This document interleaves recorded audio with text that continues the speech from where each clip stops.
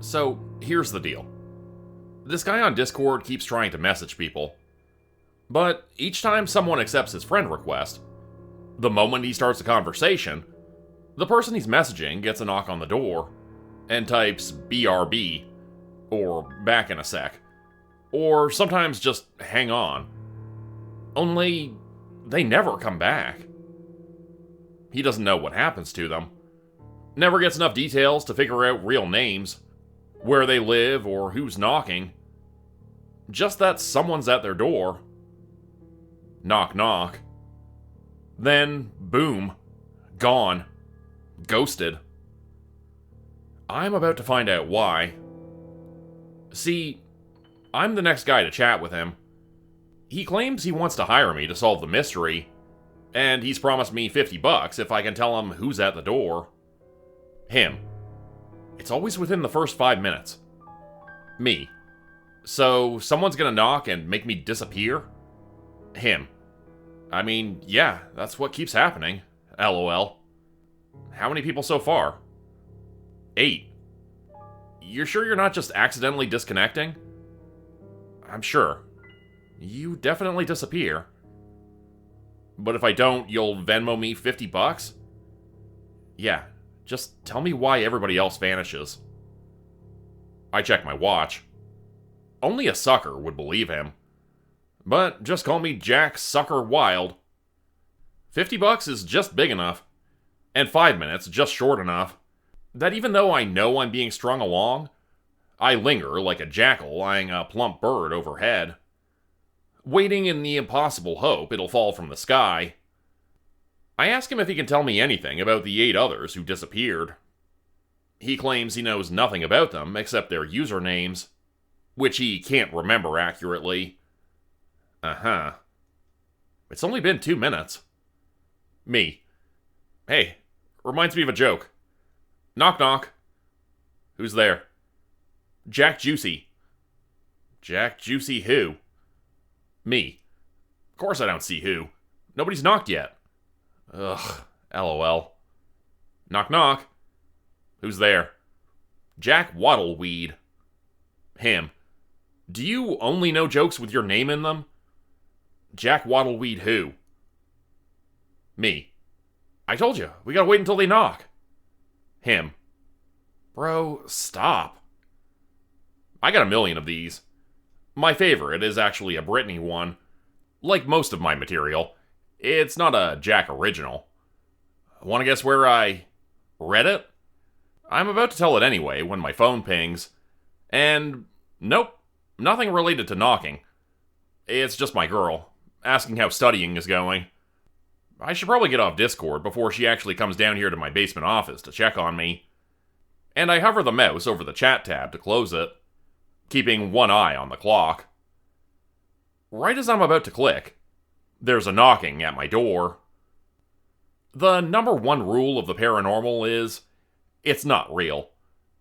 99.9% of the time, anyone telling you a ghost story is selling you a fiction. They might believe in that fiction themselves. In fact, that's why these things travel so well. Nothing sells a lie like a true believer. But at the end of the day, that chain email's not gonna curse you. That creepy doll's not gonna come to life. There'll never be a knocking at your door that will result in your sudden disappearance off the face of the earth. And Jack, you're never gonna get that 50. So close the chat already. Without closing the chat, I get up and go to the stairs so I can let my fiancée into my basement office. My girl's a straight-A overachiever going for her master's in public policy. We promised we'll announce our engagement once I earn my GED, which is why I'm supposed to be studying. Me? I dropped out of high school, quickly found my true calling, raising money for charity. Specifically, charity for yours truly. Yep, I'm a scam artist. Spent the better part of a decade involved in everything from catfishing to setting up GoFundMes that just fund me. Only degree I ever got was in BS. My girl wants me to go to business school and get an actual degree. I reformed before I met her. Straightened out a couple summers ago after karma slammed me into a coma. Nothing like near death to make a man reevaluate his choices. So, the real reason I stayed in the chat? It's not for that 50. I stayed on the teensy chance that people are really disappearing. Because this is my new charity work. This is how I make up for my misdeeds. I save people. As a paranormal investigator. Which, as I've mentioned, 99% of the time is just about uncovering scams. Lol. No way this dude's legit. Everyone he chats with disappears in 5 minutes? 8 people and no one noticed the connection? Come on. But also, what kind of sucker would I be to make it 9? Babe? I wrap my knuckles on the door and grip the knob. Want to hear a joke? I wait. And wait. Pretending not to notice the goosebumps on my arms. Pretending not to feel the cold knot of dread forming in my gut when she doesn't answer. Then I let the knob slide back into its closed position, drop down, and peek under the bottom of the door. No feet. Not even a shadow. No one is there. I trot back downstairs and type, "Knock knock." Him. Who's there? You tell me, bud. There's knocking on my door. Want to explain what's really out there and why you keep luring people to it? Most entities I've encountered follow specific rules. Since they don't belong in this world, they often require an invitation or a summons. You're probably already familiar with this concept through folklore. Stuff like vampires needing to be invited inside, or the devil making a deal to swindle someone out of their soul. The recurring theme is that whatever terrible fate befalls the victim is in some way incurred, by spoken or unspoken agreement, like paranormal terms and conditions. I had accepted his friend request. Next came the knocking. If I open the door, next comes my disappearance. Each step an invitation to the next. But what did I really invite? And what's this guy's connection to it? Oh shit, there's knocking for real? R.I.P. I guess. Lol. I peeked under the door and no one's there. Wait, shit, really? Oh my god. Holy shit. You're the first person who hasn't ghosted me. Are you shitting me or is this for real? Who are you? What's your real name? Him.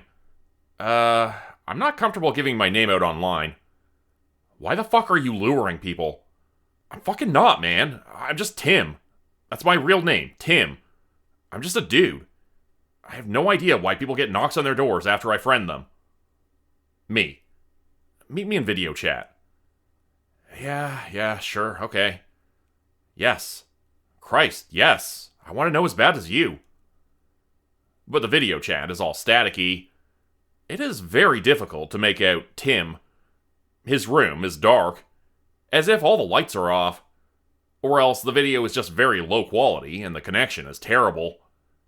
I cannot hear him speak. The knocking continues on the door to my basement office. I need names. Nothing but static. I can't hear you. Look, just send screenshots of your previous chats. And the 50. Tim, why do you need screenshots? Isn't that like a violation of privacy? Do you want to know what's knocking or not? I reply aloud. Tim can obviously hear me and probably see me too, because he hems and haws and types out his responses to me on the keyboard. It's not until I threaten to log off that he finally relents. $50 from some guy named Tim shows up in my account, followed by a series of screenshots. All his conversations follow the exact same pattern as mine. A short exchange followed by a BRB or hang on. The only variation is how he opens the conversation, initially beginning with, "I'm looking to make friends," but as he gets ghosted, changing it up to, "I'm trying to figure out why everyone disappears." At one point, he says, "Does everyone just hate me?" Seems like a regular, lonely dude baffled by the world tuning him out. He's pitiful enough in these conversations, I might assume it's his extreme social ineptitude putting people off. except for the knocking. The knocking won't quit. When I get up and walk over to the egress window to crack it open, the knocking at the top of the stairs moves to the nearby storage room door. And when I go to take a leak, the knocking comes from the bathroom door, barring me from going in to use the toilet. Good thing I have that potted plant down here that needs watering. Ugh, this is gonna get real inconvenient real fast. Jack, you're in trouble now. Sorry for the pun. I'd pee myself out, but as you know, I can't. And unless I can't figure out who's behind this knocking, I'm next in line to disappear. So much for studying. My first and best play here is to learn what I can from the previous victims. And after rereading their chats, I start digging for deeper data. The first guy I identify is a 67-year-old boomer who uses the Discord handle Quentin Sweeten, publicly shares his email as quentin.sweeten@gmail.com, real name Quentin Sweeten, and his password is almost certainly password, or 022858, which is his birth date, which he publicly shares, along with his address on white pages. He lives about an hour away from me. His last post was 1 week ago, and friends of his are posting birthday wishes on his Facebook and asking about him, though there's nothing in the local news about him being officially missing as of yet.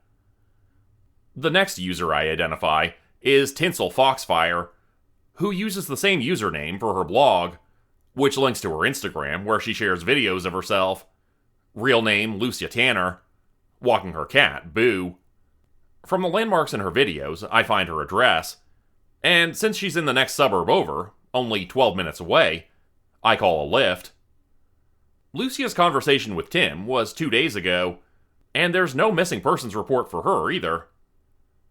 While waiting for the lift, I search the other users, trying to find any who I can identify quickly. The next name to come up is Discord user Rossman, who I find via the same profile picture on Instagram as Rania Osman. She turns up in local news. Search for missing woman continues. I'm still trying to ID the other victims when my lift arrives. Since doors aren't an option, I go out through the egress window. As I approach the lift, is that rapping I hear from inside, muffled by the ambient noise of the wind? Just to be safe, I ask my driver to lower the rear passenger window so I can climb gracelessly in, my upper body collapsing into the seat, and my legs kicking out like I'm stuck in a shitty sitcom. Only thing missing is a laugh track. The driver stares at me like I've lost my mind. Smile, Jack. Thumbs up. This is gonna be a great day. Lucia Tanner lives in the lower level of a red brick duplex in an artsy neighborhood. Someone has written a poem in marker on an upper window of the duplex, and Bo the cat peers out at me from the curtains of a lower window. I ascend the front steps, only to be immediately exasperated because, like most duplexes, Lucia's has doors. As soon as I approach, the knocking starts up. I back off and head to the windows, rapping my knuckles on the frames and looking for any that might be open. I'm standing there with my hands cupped to the glass, peeking in like the dictionary definition of shady, when the front door opens, and an old lady confronts me. It's Lucia's landlady, and upstairs neighbor Doreen, who, according to Lucia's Instagram, adores her cat Boo. I tell Doreen that I was passing by and the cat was howling, and I looked in and saw what looked like someone passed out inside. It's a lie I blurt out right in the moment, but I have what my girl calls puppy eyes, sweet and earnest, and I turn on full labradoodle mode. My concern is contagious enough that Doreen wants to call the police, but I tell her if the passed out person needs CPR, it might be too late if we wait. We can call while we quickly check. Doreen unlocks the door, seeming not to notice the knocking. Nothing happens to her when she opens it. She's not the invitee, after all. Luce? She calls. Hello? I call, as I follow her in. Nothing but a cozy living room and a wide-eyed cat. While the landlady goes to check the bedroom, I unlatch a window and open it just a crack. We do not find Lucia. I apologize profusely to Doreen and tell her that I must have been imagining that I saw someone fall. I definitely heard a thud, but it must have been the cat. We go back outside, me babbling about how I'm so attuned to cats. I'm not. Dogs are objectively better. Have you ever seen a guide cat for the blind? Of course not. Even cat fanatics know that cats are assholes who'd let the blind walk right into walls. We chat a little longer, and I say goodbye and head on my way. Right back around to that window, slipping inside. And now I snoop. What happened to Lucia? There's no buildup of mail outside. No evidence she is in fact missing. But the cat's food and water bowls are empty, and the cat is hounding me, weaving at my feet. When I told the landlady that the cat was signaling me for help, I was lying. But now, this distressed little animal genuinely seemed to be trying to tell me something important. "Hey buddy, where's Lucia?" I ask. A dog would recognize the name and take off in search of its owner. The cat, of course, does no such thing, only meowing louder and in my face, clawing at my jeans. Useless. I press my hand to the door, and all the hairs on my arm stand on end. When I take my hand away, the hairs settle. I'm not a medium. Not exactly. But ever since my very first paranormal encounter, I've been attuned to the uncanny. My first encounter left me marked. That happens when you catch the attention of the wrong entity. In my case, the marking is an ink tattoo of a lady in red on my left arm. She's a demon who's sworn to catch me and punish me for all my life's misdeeds. And sooner or later, she's inevitably how I'll die. Anyway, point is, I'm attuned to the paranormal, but I wasn't born with any real psychic gift, if you even believe in that stuff. So I have no way of knowing what's out there knocking on that door. I'm about 30 seconds away from opening it out of sheer curiosity, but survival instinct, and the fact that the cat vanishes the moment I grip the knob, keeps me from doing so. Instead, I sink down against the wall, tugging out my phone. Maybe the other victims can shed some light. And presto, when I search for Quentin Sweeten, I find an update in local news. Oakside man's body found in home. Cause of death unknown. Authorities are investigating the death of 67-year-old Quentin Sweeten, whose body was found in the crawlspace beneath the stairs of his home. So, he didn't disappear? But then where is Lucia? According to the police report, a neighbor decided to check on Sweeten after noticing that his front door was ajar. It was not clear how long Sweeten had been dead. The neighbor told police that Sweeten's mouth was open in a scream. In a subsequent interview, the neighbor, who asked to remain anonymous, saying he feared for his safety, said, "I can't stop thinking about it. The way his eyes were bulged out, I'll never forget it. It looked like something chased him from under the stairs and literally scared him to death." Huh. Good thing I didn't open it, I think, eyeing the front door of Lucia's unit. Then, chasing right on the heels of that thought, but what did he see that scared him to death? One of my best, or worst qualities as an investigator is an insatiable curiosity, like an itch. Especially if warnings are blaring. Been like that since I was a kid. What's this red button do? Set off an alarm, and I was grounded. What's in these confidential files on my dad's computer? Proof he's cheating. Again, grounded. What happens if I sit in that cursed chair that kills everyone that sits in it? Actually, haven't done that one yet, because Emma wouldn't let me.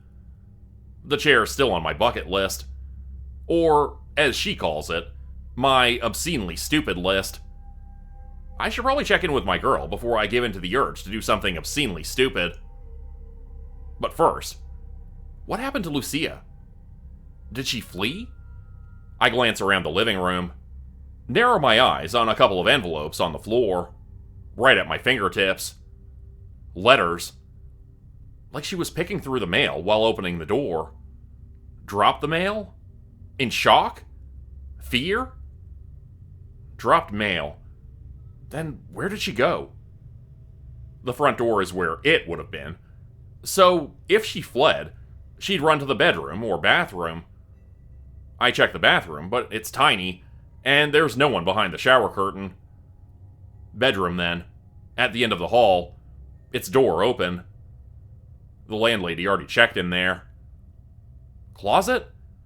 But the closet has a sliding door already ajar, and I can see the cat peeking out. I push it further open and peer inside. Nothing but clothes and shoes. The cat. The cat is crying.